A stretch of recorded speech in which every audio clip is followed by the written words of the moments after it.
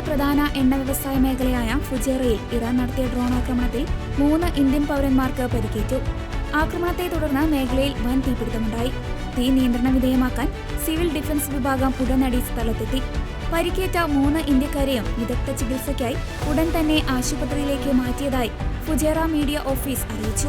ഇവരുടെ ആരോഗ്യനില തൃപ്തികരമാണെന്നാണ് പ്രാഥമിക വിവരം. പരിക്കേറ്റ ഇന്ത്യക്കാരുടെ ക്ഷേമം ഉറപ്പാക്കാൻ UAE-യിലെ ഇന്ത്യൻ എംബസി നടപടികൾ ആരംഭിച്ചു. ഫുജൈറയിലുണ്ടായ ആക്രമണത്തിൽ 3 ഇന്ത്യൻ പൗരന്മാർക്ക് പരിക്കേറ്റിട്ടുണ്ട്.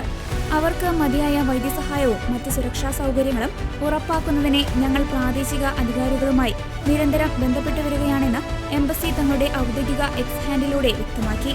ഡ്രോൺ ആക്രമണത്തിന് പിന്നാലെ സമുദ്രപരിധിയിലൂടെ എത്തിയ 3 ഇറാനിയൻ മിസൈലുകൾ UAE സൈന്യം ആകാശത്തു വെച്ച് തന്നെ തകർത്തു.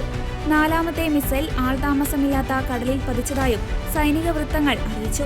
ആക്രമണ ഭീഷണിയെ തുടർന്ന് ദുബായ്, അബുദാബി തുടങ്ങിയ പ്രധാന നഗരങ്ങളിൽ അധികൃതർ അതീവ ജാഗ്രതാ നിർദ്ദേശം പുറപ്പെടുവിച്ചു. അതേസമയം ഇറാൻ നടത്തിയ ആക്രമണത്തെ ഇന്ത്യ ശക്തമായി അപലപിച്ചു.